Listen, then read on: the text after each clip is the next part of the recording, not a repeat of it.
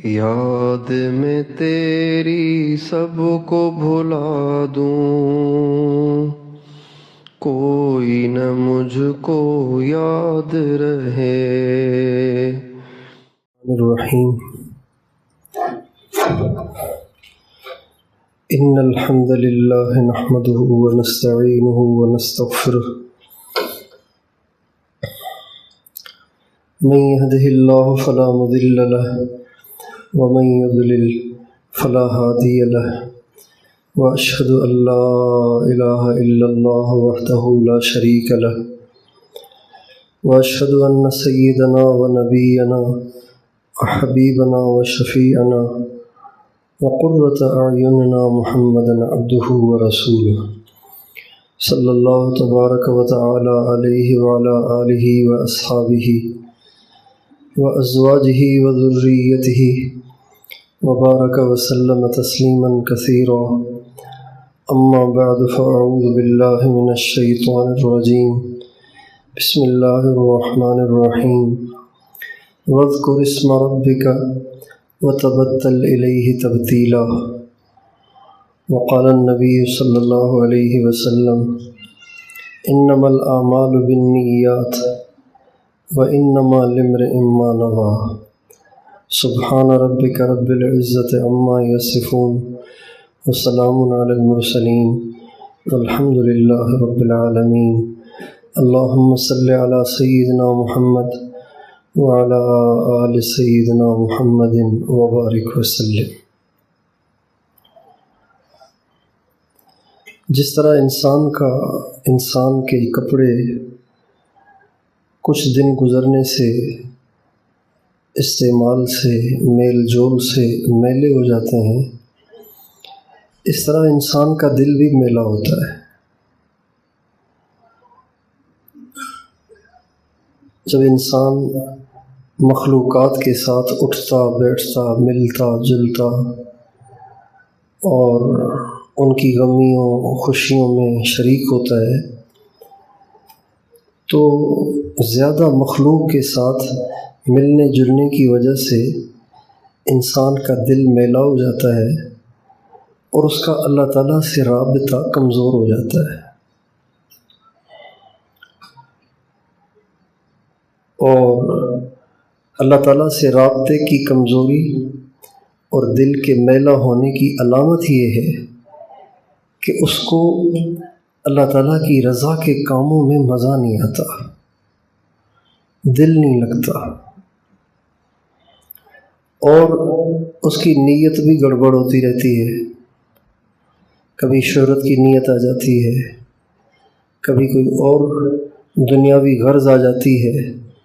صرف اللہ کے لیے کرنا، صرف اللہ کو مطلوب بنانا، مقصود بنانا، یہ کیفیت انسان کی مدھم پڑ جاتی ہے۔ یہ علامت ہے کہ دل میلا ہو گیا ہے۔ اور دل کے میلا ہونے کی یہ بھی علامت ہے کہ دعا کرے گا تو مانگی نہیں جائے گی، تلاوت کرے گا تو تھک جائے گا، امام اگر تھوڑی سی قرات لمبی کرے گا تو پریشان ہو جائے گا، یار اتنی لمبی نماز۔ کوئی نیکی کی نصیحت کرے گا تو طبیعت پریشان ہوگی، اس کی نصیحت کو قبول کرنے پر دل آمادہ نہیں ہوگا۔ اور نیکی کا شوق، نیکی کا جذبہ، نیکی کا ولولہ، اور جیسے کسی بھوکے کو روٹی کی بھوک ہوتی ہے، اس طرح نیکی کی بھوک، یہ کیفیت نہیں رہتی جب انسان کا دل میلا ہو جاتا ہے۔ اور جب دل کا میل اتر جائے تو پھر انسان کی کیفیت ایسی ہوتی ہے کہ وہ چاہے کتنی نیکیاں کرے اس کا دل ہی نہیں بھرتا، وہ چاہے کتنے اچھے کام کرے اس کا دل کرتا ہے ابھی تو کچھ بھی نہیں ہوا، کچھ اور کروں، کچھ اور کروں، کچھ اور کروں، یہ اس کی کیفیت ہو جاتی ہے۔ اور اس کا دل لگتا ہے نماز میں، ذکر میں، تلاوت میں، دعوت میں، ہجرت میں، نصرت میں، تعلم میں، تعلیم میں، تلاوت میں اس کا دل لگتا ہے۔ یہ اس بات کی علامت ہے کہ دل کا میل اتر گیا ہے۔ نبی کریم صلی اللہ علیہ وسلم کا ارشاد ہے، ان القلوب تصدع کما یصدع الحدید، دل کو بھی زنگ لگ جاتا ہے جیسے لوہے کو پانی لگنے سے لوہے کو زنگ لگ جاتا ہے۔ تو صحابہ کرام نے پوچھا کہ یا رسول اللہ، پھر یہ زنگ اترے گا کیسے؟ وما جلاؤها یا رسول اللہ، یا رسول اللہ پھر یہ زنگ کیسے اترے گا، یہ دل چمکے گا کیسے؟ آپ نے فرمایا اللہ کے ذکر کی کثرت سے۔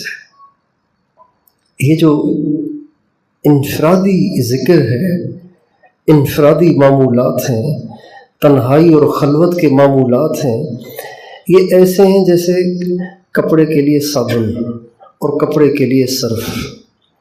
جو لوگ دین کا کام کرتے ہیں اور ان کا مخلوق کے ساتھ میل جول رہتا ہے، ان کے لیے اپنے اندر کو پاک صاف کرتے رہنا اور اپنے دل کے زنگ کو اتارتے رہنا یہ از حد ضروری ہے۔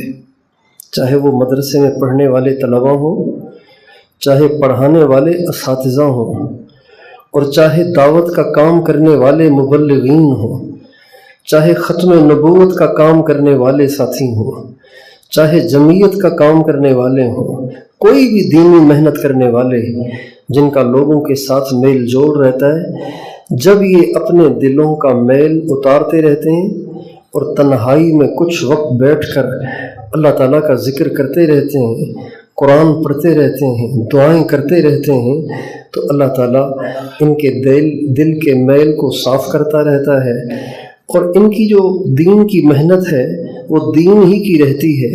ان کی نیت بھی ٹھیک رہتی ہے، ان کا جذبہ بھی ٹھیک رہتا ہے، اور دین کا کام کرنے سے یہ اللہ تعالیٰ کے اور قریب ہوتے چلے جاتے ہیں، اور قریب ہوتے چلے جاتے ہیں، اور قریب ہوتے چلے جاتے ہیں۔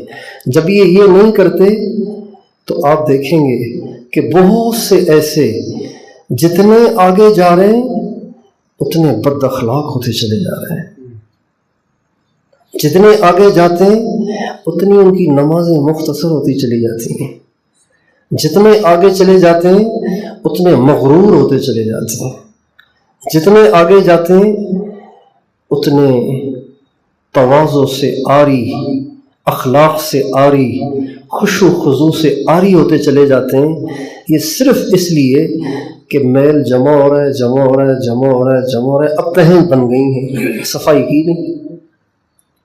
اس لیے اللہ تعالیٰ اپنے نبی سے جو صاحب وحی ہیں، جن پہ جبریل اترتے ہیں، جن پہ قرآن اترتا ہے، اور جن کے لیے خلوت اور جلوت برابر ہے، اور جن کے لیے مخلوق سے ملنا نہ ملنا برابر ہے، جن کے دل کی کیفیت وہ ہے کہ جس میں اللہ پاک کے غیر کی طرف بال برابر بھی رجحان اور میلان نہیں ہے، ان سے اللہ فرما رہے ہیں وَاذْكُرِ اسْمَ رَبِّكَ وَتَبَتَّلْ إِلَيْهِ تَبْتِيلًا۔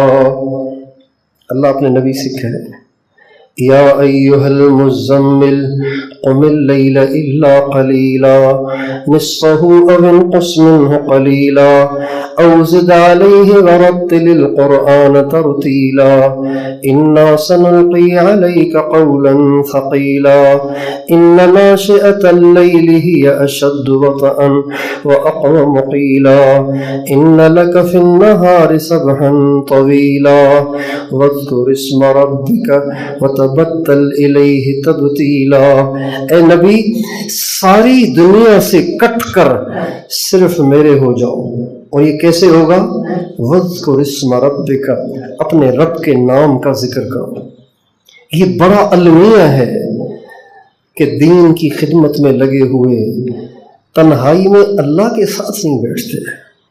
مدرسے کے طلباء کے دماغ میں بیٹھ گئی ہے طالب علم ہیں، اللہ رسول کے مہمان ہیں، سونا بھی عبادت ہے بس، لہذا سنتیں بھی مختصر، نفل تو پڑھتے ہی نہیں، تہجد میں اٹھتے نہیں، نماز کے لیے بھاگ بھاگ کے کبھی 1 رکعت، کبھی 2 رکعت، کبھی تکبیر اولیٰ۔ اور بتائیے مدرسے میں پڑھنے والوں کو جب پہلی صف کا شوق نہیں ہے، حالانکہ اللہ کے نبی نے فرمایا لو یعلمون ما فی الصف الاول، اگر لوگوں کو پتہ چل جائے نا کہ پہلی صف میں کیا ہے تو قتل و قتال شروع ہو جائے. اور مسجد میں رہنے والوں کو ہی شوق نہیں میں پہلی صف میں جا کے بیٹھوں. اور تکبیر یہ کیا ہے؟ یہ اعمال سے بے رغبتی، یہ دلیل ہے کہ دل میلا ہو گیا ہے. جب معدہ خراب ہوتا ہے نا تو روٹی مانگنا چھوڑ دیتا ہے. جب معدہ خراب ہوتا ہے تو روٹی مانگنا چھوڑ دیتا ہے، بھوک ہی نہیں لگتی. بھائی کھاؤ، ٹائم ہو گیا ہے کہ نہیں، دل ہی نہیں چاہ رہا، معدہ مانگ ہی نہیں رہا کھانا. معدہ ٹھیک ہو جائے تو کھانے کا ٹائم ہو جائے کہتے کھانا دو ورنہ مجھے چکر آ رہے ہیں.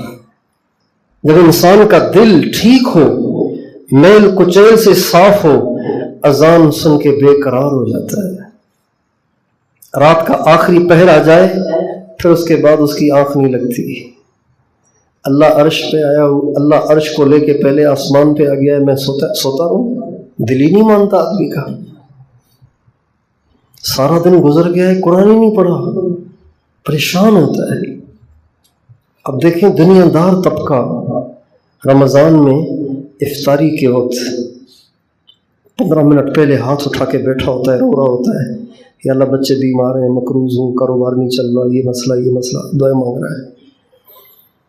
اور طلبہ نہیں مانگتے افطاری کے وقت. یہ جو نیکیوں میں بے رغبتی ہے یہ دلیل ہے کہ دل میلا ہو گیا ہے، جو کہ دل نیکی نہیں مانگ رہا. دل کو نیکی مانگنی چاہیے. دل تو نیکی سے کبھی بھرتا ہی نہیں، دل نیکی سے کبھی نہیں بھرتا. صحابہ کا دل کبھی نیکی سے بھرتا نہیں تھا. عبداللہ ابن عمر ابن عاص رضی اللہ عنہما کہ ان کے والد نے شادی کی، شادی ہو گئی. 1-2 دن کے بعد والد صاحب گئے اپنی بہو سے ملنے کے لیے. جی بیٹا خیریت سے ہو؟ کیا حال ہے؟ میرے بیٹے کے ساتھ آپ خوش ہیں؟ کہا ہاں ماشاءاللہ آپ کا بیٹا، کیا کہنے آپ کے بیٹے کے، ساری رات تہجد پڑھتا ہے، دن کو اس کا روزہ ہوتا ہے. یہ کہا بہو نے حضرت عمر ابن عاص سے. حضرت عمر ابن عاص سمجھ گئے یہ کیا کہہ رہی ہے. انہوں نے حضور سے شکایت لگا دی، یا رسول اللہ اس کی شادی کی ہے، یہ سارا دن روزہ، رات کو تہجد. آپ نے ان کو بلایا اور فرمایا عبداللہ کیا سن رہا ہوں تمہارے بارے میں تو روزے بھی رکھتا ہوں، چھوڑ بھی دیتا ہوں، میں تو سوتا بھی ہوں، کھاتا بھی ہوں. تو یہ تو جو تم نے ترتیب اختیار کی ہے وہ تو ٹھیک نہیں ہے. تم ایسے کرو مہینے میں 3 روزے رکھ لیا کرو اگر زیادہ شوق ہے، بس یہ کافی ہے. رات کو تہجد بھی پڑھو اور سو بھی جایا کرو. ان لنفسک علیک حقا وان لعینک علیک حقا وان لزوجک علیک حقا، یہ ان سے فرمایا تھا. کہنے لگے حضور 3 روزے مہینے میں تو بہت تھوڑے ہیں، مجھ میں تو اور زیادہ طاقت ہے، آپ مجھے اور اجازت دیں. فرمایا اچھا چلو پھر ایسے کرو، 1 دن رکھا کرو، 1 دن چھوڑ دیا کرو. چھوٹے چھوٹے بچے حضور سے کہیں حضور ہمیں بھی لے جائیں نا، اللہ کے راستے میں ہمیں بھی لے جائیں. عورتیں کہہ رہی ہیں حضور ہمیں بھی لے جائیں، ہم کوئی مرہم پٹی کر لیا کریں گی زخموں کی، اور تو ہم سے خلواریں تو چلیں گی نہیں، چلو مرہم پٹی کر لیا کریں گی. عورتیں کہہ رہی ہیں. ہمارے نبی نے مسجد بنائی تو مردوں سے فرمایا جاؤ جا کے پہاڑ سے پتھر کاٹ کے لے آؤ، اور کچھ سے فرمایا کھجور کے تنے لے آؤ، کچھ سے فرمایا کھجور کی شاخیں لے آؤ. خود آپ بھی گئے اور پتھر اٹھا کے لے آئے. جب عورتوں کو پتہ چلا تو عورتیں کہنے لگی حضور مرد جنت بنا رہے ہیں تو ہم جنت کیسے بنائیں، ہمیں بھی تو مسجد میں حصہ ڈالنے کا موقع دیں. آپ نے فرمایا پھر ایسے کر لو، دن کو ہم مرد بنائیں گے، رات کو تم عورتیں بناؤ. اولئک یسارعون فی الخیرات وہم لہا سابقون، یہ بھاگتے ہیں نیکیاں کرنے کے لیے. یہ اللہ گواہی دے رہے ہیں قرآن میں انبیاء کے لیے. والسابقون السابقون اولئک المقربون، آگے بڑھنے والے وہی آگے بڑھ جاتے ہیں اور وہی اللہ کے مقرب بنتے ہیں. تو یہ جو نیکی کے کام میں مسابقت نہیں ہے، رغبت نہیں ہے، شوق نہیں ہے، بے دلی کی سی کیفیت ہے، یہ علامت ہے اس بات کی کہ دل میلا ہے اور صفائی نہیں کرتا آدمی، تنہائی میں نہیں بیٹھتا۔ کپڑے تو بڑے خوبصورت پہنے ہوئے ہیں لیکن بدبو آ رہی ہے، معلوم ہوا کہ بنیان نہیں بدلتا، کپڑے بدل لیتا ہے، اس لیے کہ کپڑے لوگوں کو نظر آتے ہیں، بنیان نظر نہیں آتا، بنیان بدلتا نہیں۔ اب گریبان سے بنیان کی بدبو آ رہی ہے، اس لیے خصوصاً دین کے ماحول میں رہنے والے اور دین کا کام کرنے والوں کے لیے انفرادی معمولات بہت ضروری ہیں۔ اگر یہ انفرادی طور پہ یکسوئی کے ساتھ بیٹھ کے اللہ کو یاد نہیں کریں گے تو ایک وقت آئے گا ان کا دین دنیا بن جائے گا، دنیا بن جائے گا۔ یہ جب مدرسے میں آئے تھے تو سارے خاندان کی مخالفتیں مول لے کر اور سب کے تانے سہ کر آیا تھا، اور آیا اس لیے تھا بس مجھے اللہ چاہیے، لیکن یہاں بیچارے نے اپنی صفائی ستھرائی کا خیال نہیں رکھا۔ چلتے چلتے جب رابعہ میں پہنچا، خامسہ میں پہنچا، اب علامہ بننے کا شوق ہو گیا، خطیب بننے کا شوق ہو گیا، مشہوری کا شوق ہو گیا۔ آیا تھا کچھ لینے کے لیے اور ہو گیا کسی اور کی طرف۔ جب نیا نیا تبلیغ میں لگا تھا سارے خاندان کی طرف سے مخالفتیں ہوئیں اور ماں باپ نے بھی ڈانٹا، رشتہ داروں نے بھی برا بھلا کہا، لیکن داڑھی بھی رکھ لی، پگڑی بھی پہن لی، کپڑے بھی سنت کے مطابق پہن لیے، یونیورسٹی بھی چھوڑ دی اور دین کی محنت کو زندگی کا مقصد بنا لیا، لیکن تنہائی میں بیٹھتا نہیں، اپنے دل کی صفائی کرتا نہیں۔ لہٰذا چند برس گزر جانے کے بعد اب یہ شوق چڑھ گیا کہ اب تو مجھے بھی شورا میں ہونا چاہیے، اب تو مجھے بھی ممبر ملنا چاہیے، اتنی قربانیاں کرتا ہوں آخر ممبر مجھے بھی تو ملنا چاہیے۔ نکلا تھا کسی اور چیز کے لیے اور رخ ہو گیا کوئی اور۔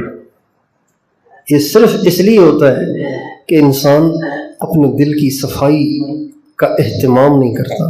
مولانا الیاس صاحب رحمۃ اللہ علیہ فرماتے ہیں میں میوات کے اجتماعات کے لیے جاتا ہوں۔ جب میوات میں اجتماعات ہوتے تھے تو مولانا الیاس صاحب تشریف لے جاتے تھے اور وہاں جا کے بیانات کرتے تھے، وہ گپیں تھوڑی لگاتے تھے، ان کے ساتھ میواتی حقہ پیتے تھے، تو مولانا الیاس صاحب ان کے ساتھ بیٹھ کے حقہ تھوڑی پیتے تھے، بیان کرتے تھے، دعوت دیتے تھے۔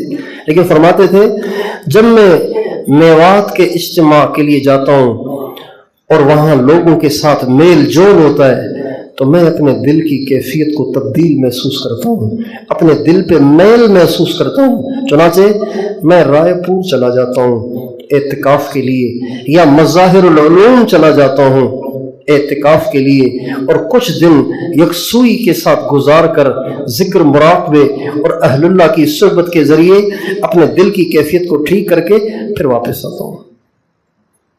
اس لیے آپ جتنے طلبہ بیٹھے نا، آپ غور کیجئے، جب اولا میں آتے ہیں کتنے اچھے جذبات ہوتے ہیں، اور جب دورے میں پہنچتے ہیں تو کیفیت یہ ہوتی ہے کہ مدرسہ نہیں جیل ہے، اب باقی اتنے دن رہ گئے، پتہ نہیں کب جان چھوٹے گی یہاں سے، یہ کیفیت بن جاتی ہے۔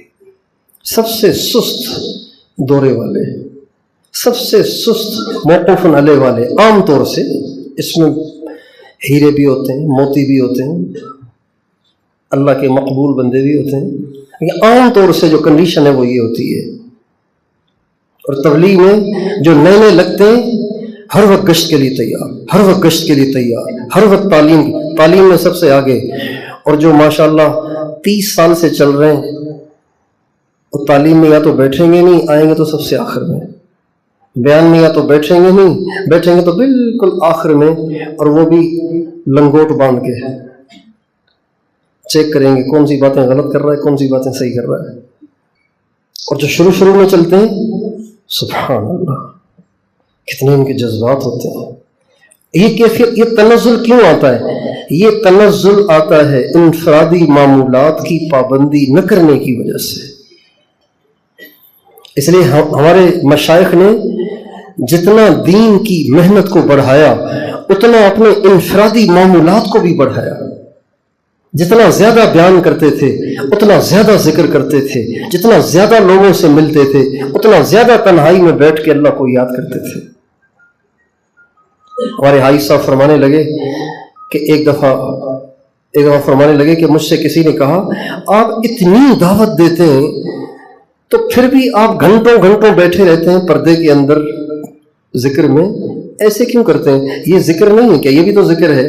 یہ حاج صاحب سے کہا کسی نے، حاج صاحب نے خود سنایا تو فرمانے لگے میں نے ان سے کہا کیا میری دعوت حضور کی دعوت سے بھی بڑھ کر ہے کہ حضور سے اللہ کہہ رہے ہیں وَاذْكُرِ اسْمَ رَبِّكَ وَتَبَتَّلْ إِلَيْهِ تَبْتِيلًا۔ اس سے مراد اجتماعی ذکر نہیں ہے، اس سے مراد تنہائی والا ذکر ہے۔ تبتل الیہ تبتیلا، ساری دنیا سے کٹ کر صرف اللہ کے ہو جاؤ۔ یہ کیفیت تو تنہائی میں بنتی ہے، یہ تو رات کے اعمال ہیں سارے۔ اس لیے بہت سے دینداروں کو یہ شکایت رہتی ہے، میں جب دنیا کے ماحول میں تھا اس وقت تو میری یہ کیفیت نہیں تھی، اب مجھے وسوسے بہت آتے ہیں، نگاہوں کی حفاظت ہی نہیں ہوتی، کسی خوبصورت کو دیکھتا ہوں دل مائل ہو جاتا ہے۔ تو میں جب دکان پہ بیٹھتا تھا، جب میں بازاری تھا تو میرا تو اس وقت یہ کیفیت نہیں تھی، اب ایسی کیفیت کیوں ہو گئی ہے؟ یہ جو رجحان ہے نا گناہ کی طرف، یہ نشانی ہے دل کے میلا ہونے کی۔ اس لیے انفرادی معمولات یہ ہمارے لیے بہت اہم ہے، طلباء کے لیے، علماء کے لیے، دعوت کا کام کرنے والوں کے لیے اور دین کی خدمت کرنے والوں کے لیے انفرادی معمولات اہم تر ہیں۔ حضرت مولانا اشرف علی صاحب تھانوی رحمۃ اللہ علیہ فرماتے ہیں جو دین کا کام کرنے والے تخلی اختیار نہیں کرتے ان کے ساتھ تلقی نہیں ہوتی۔ تخلی نہیں ہوگی، تلقی نہیں ہوگی۔ تخلی کہتے ہیں تنہائی میں بیٹھ کے اللہ کو یاد کرنا، اس کو تخلی کہتے ہیں۔ تلقی کہتے ہیں موقع محل کے حساب سے اللہ کا سمجھ دینا، اب یہ کرنا ہے، اب یہ کرنا ہے، اب یہ کہنا ہے، یہاں یہ بات کرنی ہے، یہاں یہ بات کرنی ہے، یہاں یوں چلنا ہے، یہاں یوں چلنا ہے۔ موقع محل کے حساب سے اللہ کی طرف سے رہنمائی ان کو ملتی ہے جن کی تخلی ہوتی ہے۔ جو تخلی کرتے ہیں ان کو تلقی ملتی ہے، جو تخلی نہیں کرتے ان کو تلقی نہیں ملتی۔ یہ جو الٹی سیدھی حرکتیں ہو جاتی ہیں نا، کرنا چاہیے تھا کچھ، کر گئے کچھ، اور معاملہ گلے میں پڑ جاتا ہے، یہ صرف اس لیے کہ انفرادی معمولات نہیں کرتے۔ حضرت مولانا شیخ الحدیث قطب الاقطاب مولانا محمد زکریا صاحب رحمۃ اللہ علیہ فرماتے تھے کہ معمولات کی پابندی، انفرادی معمولات کی پابندی ترقی کا زینہ ہے۔ جو انفرادی معمولات پابندی سے کر رہا ہے وہ دن بدن چڑھے گا، اللہ کے قریب ہوتا جائے گا، اللہ کے قریب ہوتا جائے گا، اور جو انفرادی معمولات کی پابندی نہیں کرتا تو وہ گرتا جاتا ہے۔ بظاہر وہ دین کے کام میں لگا ہوتا ہے لیکن اس کا دین دنیا بن چکا ہوتا ہے۔ قُلْ هَلْ نُنَبِّئُكُمْ بِالْأَخْسَرِينَ أَعْمَالًا الَّذِينَ ضَلَّ سَعْيُهُمْ فِي الْحَيَاةِ الدُّنْيَا وَهُمْ يَحْسَبُونَ أَنَّهُمْ يُحْسِنُونَ صُنْعًا۔ کیا میں تمہیں بتاؤں سب سے زیادہ گھاٹے والے لوگ کون ہیں؟ سب سے زیادہ گھاٹے والے لوگ وہ ہیں کہ جو سمجھ رہے تھے کہ ہم تو بڑے اچھے کام میں لگے ہوئے ہیں، لیکن مرنے کے بعد پتہ چلا کہ سب صفر۔ وہ جو عالم ساری زندگی پڑھاتا رہا اور جب اللہ کھڑا کرے گا اور پوچھے گا، کہے گا میں تو پڑھاتا رہا ساری زندگی، میرا تو کوئی کام ہی نہیں تھا۔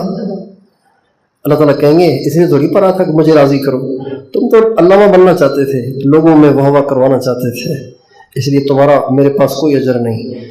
اٹھاؤ اس کو الٹ کے دوزخ میں بھیج دو۔ سخی، شہید، عالم، قاری، یہ سب دین کا کام کرنے والے ہیں۔ اس لیے میرے دوستو آپ سب سے یہ دست بستہ درخواست ہے، اگر آپ چاہتے ہیں کہ آپ جس کام میں لگے ہوئے ہیں اس کام میں آپ کو اللہ کا قرب زیادہ سے زیادہ حاصل ہو، آپ اللہ کے قریب ہوتے چلے جائیں، تو آپ تنہائی میں کچھ دیر ضرور اللہ کو یاد کیا کرو۔ یہ خانقاہوں والے پڑھنا چھڑاتے نہیں، پڑھانا چھڑاتے نہیں، تبلیغ کا کام کرنا چھڑاتے نہیں، دین کی دوسری محنتیں چھڑاتے نہیں۔ یہ کہتے ہیں یہ سارے کرو لیکن اللہ کے لیے کرو، اللہ کی محبت سے کرو، اللہ کے دھیان سے کرو، پھر فائدہ ہے۔ حضرت مولانا منظور نعمانی رحمۃ اللہ علیہ، حضرت شاہ عبد القادر رائے پوری رحمۃ اللہ علیہ کی خدمت میں حاضر ہوئے اور کہا کہ حضرت اللہ والا بننے کا شوق تو مجھے بھی ہے، لیکن یہ لمبے لمبے ذکر میرے سے نہیں ہوں گے، کوئی شارٹ کٹ بتائیں۔ تو کہا آپ کرتے کیا ہیں؟ کہ پڑھاتا ہوں۔ کہ واہ واہ، پھر تو کام آسان ہو گیا، بس یہ اللہ کے لیے پڑھاؤ، اور اللہ کے لیے پڑھاؤ، اس کے لیے تھوڑی دیر بیٹھ کے اللہ کو یاد کر لو تاکہ اللہ کے لیے پڑھاؤ۔ آپ دیکھیں نا، ہمارے بزرگوں میں سے جن سے اللہ نے دین کا کام لیا اور جن کے ذریعے سے لاکھوں انسانوں کو راستہ ملا، ان میں سے کوئی ایک بھی ایسے نہیں ہے کہ جنہوں نے اپنی ذات پر محنت نہ کی ہو، ایک بھی ایسے نہیں ہے۔ اپنی ذات پہ محنت کی ہے، پھر وہ اس قابل ہوئے ہیں کہ وہ اوروں کو راستہ دکھائیں، اوروں کے لیے ہادی بنے، اوروں کے لیے ہدایت کا باعث۔ دیکھیں نا، ایک چراغ ہے، چراغ دیکھا ہے آپ نوجوانوں نے؟ چراغ مٹی کا ہوتا ہے، اس میں روئی ہوتی ہے اور اندر تیل ہوتا ہے، اس کو تیری لگاتے تو وہ روشن ہو جاتا ہے۔ جلتا ہوا چراغ، اس کے ساتھ بجھا ہوا چراغ لگائیں گے نا تو یہ بھی جل جائے گا، پھر اس چراغ کے ساتھ دوسرا چراغ لگائیں گے وہ بھی جل جائے گا۔ 1,00,000 چراغ بھی جل سکتے ہیں، ایک چراغ سے جل سکتے ہیں کہ نہیں جل سکتے، لیکن ایک چراغ بجھا ہوا ہے تو اس بجھے ہوئے چراغ سے ایک چراغ جل جائے گا؟ کیسے جلے گا؟ وہ خود ہی بجھا ہوا، کیسے جلے گا اس سے؟ مولانا الیاس صاحب رحمۃ اللہ علیہ سے کروڑوں چراغ جلے اس لیے کہ وہ خود جل رہے تھے۔ حضرت مدنی سے لاکھوں چراغ جلے اس لیے کہ وہ خود جل رہے تھے۔ حضرت شیخ الہند سے کروڑوں چراغ جلے اس لیے کہ وہ خود جل رہے تھے۔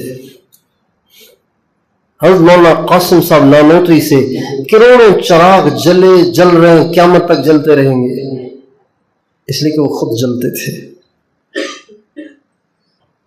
أَتَأْمُرُونَ النَّاسَ بِالْبِرِّ وَتَنْسَوْنَ أَنفُسَكُمْ، اوروں کو نیکی کی نصیحت کرتے ہو اور اپنی ذات کو بھولتے ہو، اوروں سے کہتے ہو کہ صرف اللہ چاہیے اور کوئی نہیں چاہیے، اور خود اوروں کی جیب پہ نظر رکھتے ہو، اوروں کی گاڑی پہ نظر رکھتے ہو، عہدے پہ نظر رکھتے ہو، ممبر پہ نظر رکھتے ہو۔ ہمارے ایک بزرگ گزرے ہیں حضرت مولانا حبیب الرحمان صاحب، یہ احرار کے رئیس تھے۔ احرار اس جماعت کو کہتے ہیں، یہ جو احرار ہے، ہمارے عبد الوہاب صاحب ایک زمانے میں احرار کے عہدے دار تھے۔ احرار ختم نبوت والے، اس زمانے میں جو جماعت تھی اس کا نام تھا مجلس احرار، بعد میں بنی مجلس تحفظ ختم نبوت، یہ بعد میں بنی، اس سے پہلے تھی مجلس احرار۔ اس کے بڑے حضرت سید طالع شاہ بخاری تھے، پھر اس کے بعد مولانا حبیب الرحمان صاحب لدھیانوی تھے، یہ رئیس الاحرار تھے، وہ امیر شریعت تھے۔ یہ مولانا حبیب الرحمان لدھیانوی صاحب جا رہے تھے کہیں جلسے میں، تو راستے میں گزر تھا سہارنپور سے، تو خیال آیا کہ حضرت شیخ مولانا زکریا صاحب رحمۃ اللہ علیہ کی زیارت بھی کر لوں، اور ایک تو اشکال ہیں، کوئی سوال ہیں، وہ بھی کر لوں۔ چنانچہ وہاں سہارنپور پہنچے تو حضرت شیخ مولانا زکریا صاحب مدرسے کی اوپر ایک چھوٹا سا کمرہ بنا ہوا تھا، ہر وقت وہاں بیٹھتے تھے، لکھتے رہتے تھے اپنے کام۔ وہاں پہنچے تو حضرت شیخ بیٹھے ہوئے ہیں، بنیان اترا ہوا ہے، کاغذ قلم ہاتھ میں ہے، اپنے کام میں لگے ہوئے ہیں۔ تو کہا حضرت میں جا رہا تھا کہیں، تو میں نے کہا میں جاتے جاتے ذرا آپ کے سامنے ایک سوال چھوڑ جاؤں، آپ اس کا جواب تیار کریں، میں جب تک جلسے سے ہو کے آ جاؤں گا۔ تو حضرت شیخ نے فرمایا وہ سوال کیا ہے؟ کہا جی سوال یہ ہے کہ یہ تصوف کیا بلا ہے؟ اتنے بڑے بڑے بزرگ سارے پہلے خود بیعت ہو جاتے ہیں، پھر پہلے اوروں سے بیعت ہو جاتے ہیں، پھر خود بیعت کرنے بیٹھ جاتے ہیں، اور بعضوں نے تو زندگیاں ہی اس میں کھپا دیں۔ یہ کیا بلا ہے؟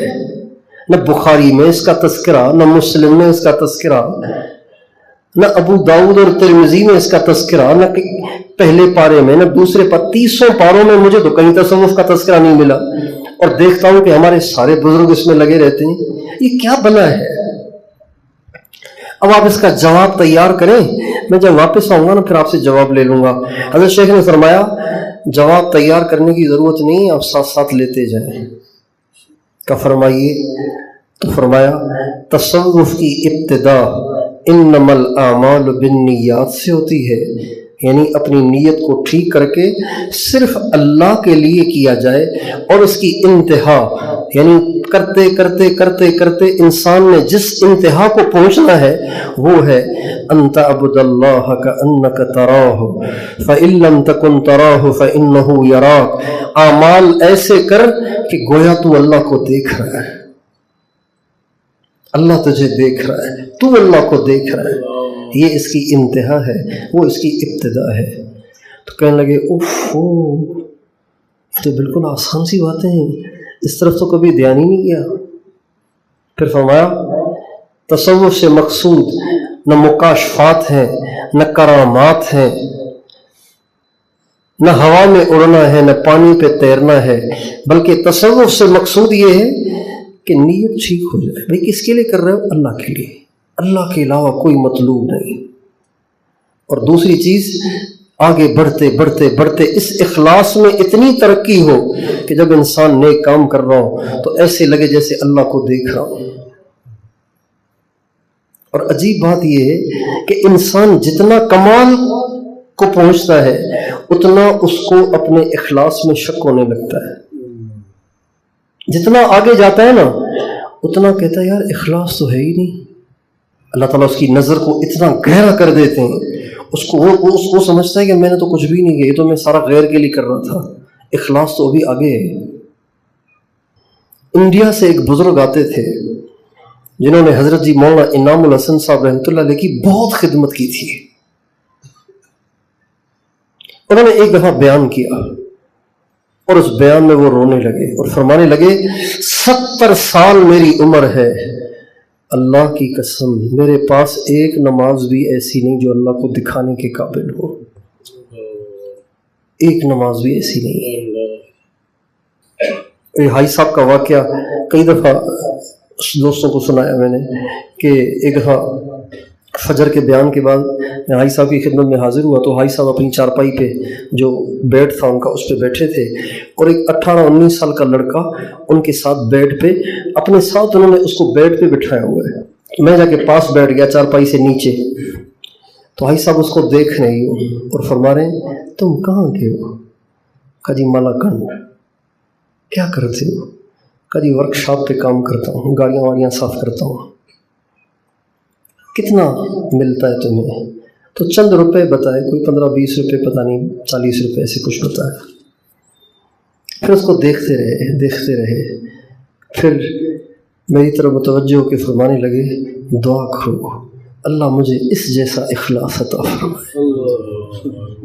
جبکہ اس وقت حاجی صاحب کی عمر 90 سال تھی۔ اپنے اخلاص میں شک ہونا ہی اخلاص ہے، اپنے اخلاص پہ اطمینان اخلاص کا دھوکہ ہے، اپنے اخلاص پہ شک ہو رہنا یہی علامت ہے کہ اخلاص ہے۔ مولانا الیاس صاحب رحمۃ اللہ علیہ آخری وقت تھا، حضرت مفتی شفیع صاحب ان سے ملنے گئے، تو جب وہاں پہنچے تو پتہ چلا کہ ڈاکٹروں نے بولنے سے منع کیا ہے، تو پھر وہاں سے واپس نکلے۔ لیکن حضرت کو مولانا الیاس صاحب بڑے صاحب کشف تھے،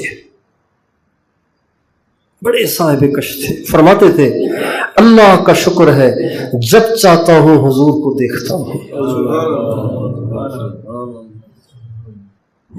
تو مولانا الیاس صاحب کو پتہ نہیں کیسے احساس ہوا کہ مفتی شفیع صاحب آئے ہیں، چونکہ یہ ان سے بہت چھوٹے تھے عمر میں، مولانا الیاس صاحب سے یہ کوئی 13-14 سال عمر میں چھوٹے تھے۔ مفتی شفیع صاحب. تو مولانا نے فرمایا مفتی صاحب آئے، ان کو بلاؤ. ان کو بلا لیا، سامنے بٹھایا. تو مفتی صاحب نے کہا حضرت آپ کو تو بولنا منع ہے، تو میں جاتا ہوں، مجھے پتہ نہیں تھا اس لیے میں آ گیا تھا. فرمایا چھوڑو تم ڈاکٹروں کو، بس مجھے ایک پریشانی ہے، میری اس پریشانی کا مجھے حل بتاؤ. کہ کیا؟ کہ اللہ تعالیٰ نے میرے کام کو بہت شہرت دے دی ہے، ہر طرف جماعتیں چلنا شروع ہو گئی ہیں. یہ 1944 کی بات ہے. ہر طرف جماعتیں چلنا شروع ہو گئی ہیں، ہر طرف سے لوگ دھڑا دھڑ جماعت میں نکلنے لگ گئے ہیں. لوگوں کی زندگیوں میں بہت بڑی تبدیلیاں آ رہی ہیں، ہر طرف میرا نام ہے. مجھے ڈر لگ رہا ہے کہ یہ جو میں نے کام شروع کیا ہے یہ کہیں کوئی فتنہ تو نہیں ہے. لفظ فتنہ نہیں تھا، کہیں یہ استدراج تو نہیں ہے. استدراج کا مطلب یہ ہوتا ہے کہ اللہ تعالیٰ کسی کو ڈھیل دیتا ہے، اس ڈھیل کو اگلا سمجھتا ہے کہ میں اللہ کے ہاں قبول ہوں، جبکہ وہ اللہ کے ہاں مردود ہوتا ہے. اس کو استدراج کہتے ہیں. تو فرمانے لگے مفتی صاحب میں بہت پریشان ہوں، مجھے نیند نہیں آتی اس ٹینشن میں کہ یہ جو میں نے کام شروع کیا ہے، یہ جو اتنا آگے بڑھ رہا ہے، اتنا مقبول ہو رہا ہے، تو یہ استدراج تو نہیں ہے کہ کہیں مجھے اللہ تعالیٰ کی طرف سے مطمئن کیا جا رہا ہے اور اچانک پھر پکڑ آ جائے گی. یہ ہوتا ہے خلوص. مفتی صاحب نے کہا کہ جی یہ استدراج نہیں ہے. تو مولانا الیاس صاحب نے کہا آپ اتنے اطمینان سے کیسے کہہ رہے ہیں کہ استدراج نہیں ہے؟ اس کی کوئی دلیل ہے آپ کے پاس؟ فرمایا ہاں، اس کی دلیل یہ ہے کہ جس کے ساتھ استدراج ہوتا ہے اس کو اطمینان ہوتا ہے. سَنَسْتَدْرِجُهُمْ مِنْ حَيْثُ لَا يَعْلَمُونَ وَأُمْلِي لَهُمْ إِنَّ كَيْدِي مَتِينٌ. ہم ان کو ڈھیل دیتے ہیں اور پھر ان کو پکڑتے ہیں اس وقت جب کہ ان کو گمان بھی نہیں ہوتا کہ ہمیں پکڑا جانا ہے. پکڑ کا گمان اور پکڑ کا اندیشہ یہ اس بات کی دلیل ہے کہ یہ استدراج نہیں ہے. یہ جو آپ کو کھٹکا لگا ہوا ہے نا، جو کھٹکا لگا ہوا ہے کہ کہیں یہ نہ ہو، یہ اس بات کی دلیل ہے کہ یہ استدراج نہیں بلکہ قبولیت ہے. مولانا الیاس صاحب اتنے خوش ہوئے، بہت دعائیں دی مفتی شفیع صاحب کو. والذین یؤتون ما آتوا وقلوبهم وجلة. یہ آیت اماں عائشہ پڑھ رہی تھیں. پھر اماں عائشہ نے آپ علیہ السلام سے پوچھا یا رسول اللہ یہ جو لکھا ہوا ہے کہ وہ لوگ جو دیتے ہیں اللہ کے نام پر اور کرتے ہیں نیک اعمال اور ڈر رہے ہوتے ہیں، تو وہ اس لیے ڈر رہے ہوتے ہیں کہ انہوں نے زنا کیا ہوتا ہے، شرابیں پی ہوتی ہیں، برائیاں کی ہوتی ہیں. فرمایا نہیں عائشہ، یہ نیکیاں کر کے ڈرتے ہیں، گناہ کر کے نہیں ڈرتے، یہ نیکیاں کر کے ڈرتے ہیں. اس لیے نیکیاں کر کے ڈرتے ہیں کہ کہیں ان کی نیکیاں مردود نہ ہو جائیں. اب آپ دیکھیں ہم جو مدرسے میں پڑھ رہے ہیں ہمیں اس کا خوف رہتا ہے کہیں مردود نہ ہو جاؤں. یار پڑھ تو رہا ہوں، داڑھی تو ہے، مردود ہو گیا تو کیا ہوگا؟ کہیں اللہ مجھ سے ایمان نہ چھین لے. اس کا ڈر ہمیں لگا رہتا ہے؟ نہیں لگا رہتا. اس لیے انفرادی معمولات ضروری ہیں. تنہائی میں بیٹھ کے ہر طالب علم، ہر عالم، ہر مبلغ، ہر داعی، ہر دین کا کام کرنے والا کچھ دیر ایسا ہو کہ وہ ہو اور اللہ ہو، اور کوئی نہ ہو، وہ ہو اور اللہ ہو. اور جس دن اللہ کے ساتھ بیٹھنے کو دل نہ کرے، سمجھ جائیں کہ کوئی مسئلہ ہے. اللہ تعالیٰ آپ کی آج شکل نہیں دیکھنا چاہ رہے، کوئی مسئلہ ہے.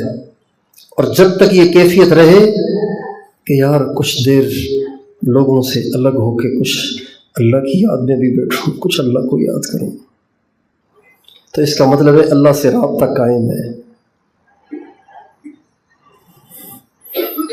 دل ڈھونڈتا ہے پھر وہی فرصت کے رات دن، بیٹھے رہیں تصور جانا کیے ہوئے۔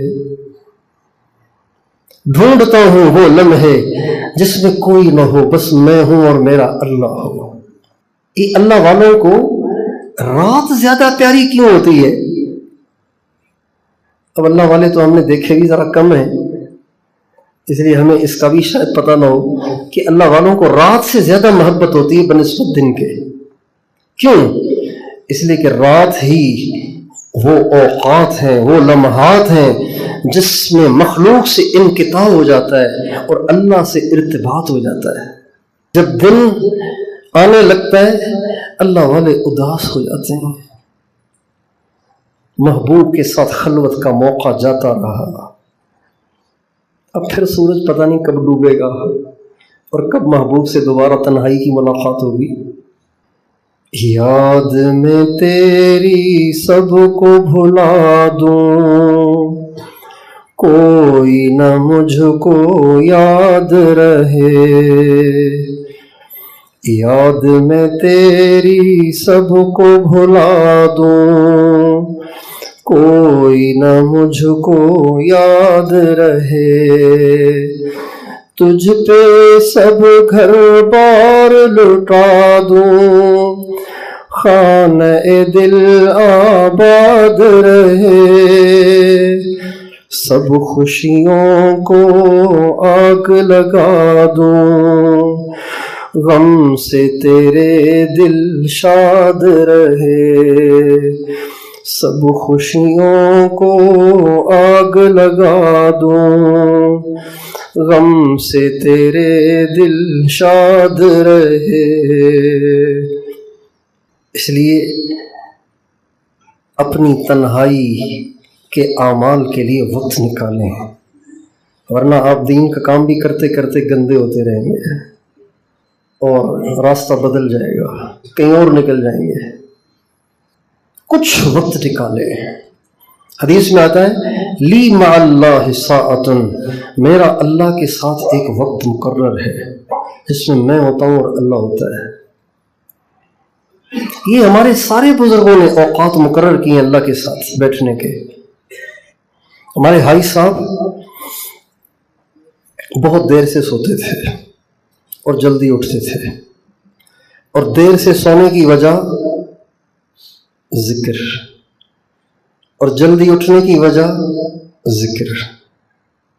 2 بجے تک ذکر کرتے تھے، قادری تھے، ذکر جہری کرتے تھے۔ یہ جو حضرت اخوند عبدالغفور سیدو بابا کے نام سے جو معروف ہیں، ان کے خلیفہ تھے حضرت شاہ عبد الرحیم سہارنپوری، ان کے خلیفہ تھے حضرت شاہ عبد الرحیم رائے پوری، ان کے خلیفہ تھے حضرت شاہ عبد القادر رائے پوری، ان کے خلیفہ تھے حائی صاحب۔ تو یعنی یہ حائی صاحب کے لکڑ دادا ہیں، دادا کے والد، دادا کے دادا 8 گھنٹے ذکر کرتے تھے۔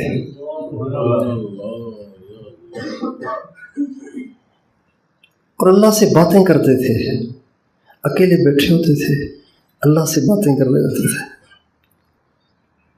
جب آدمی کا اللہ سے رابطہ قائم ہو جاتا ہے نا، تو پھر اس کا دل کرتا ہے کہ میں اللہ سے باتیں کروں، آخر سمجھو رہا ہے تو باتیں تو کرنی ہے نا۔ پھر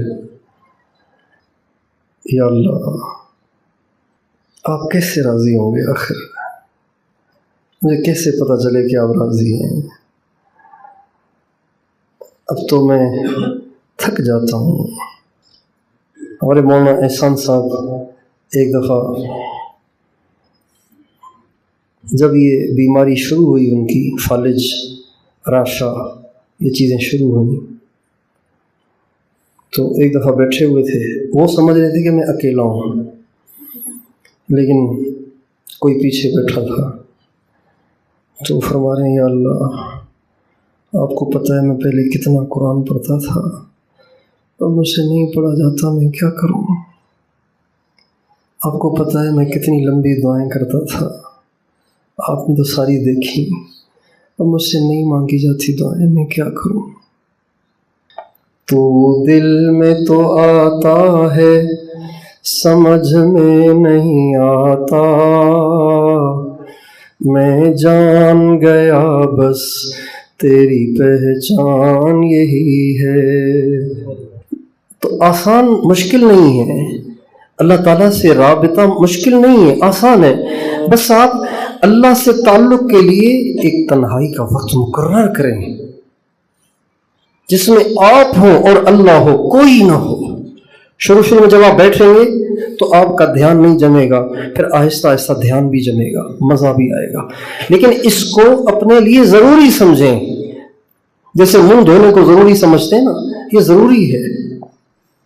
کپڑے بدلنے کو ضروری سمجھتے ہیں، نہانے کو ضروری سمجھتے ہیں، اس کو ضروری سمجھیں۔ میں نے تنہائی میں اللہ کے ساتھ بیٹھنا ہے، اللہ کو یاد کرنا ہے۔ کیسے یاد کرنا ہے؟ جو جن سے بیعت ہو، جو وہ طریقہ بتائیں اللہ کو یاد کرنے کا، اس طریقے سے کرنا ہے۔ تو انفرادی معمولات کے لیے آپ میں سے کون کون روزانہ وقت نکالے گا؟ اللہ تعالیٰ سے دعا ہے کہ اللہ تعالیٰ مجھے بھی توفیق دے، آپ کو بھی۔ اللہ تعالیٰ ہم سب کو اپنے مقبول بندوں میں شامل فرمائے۔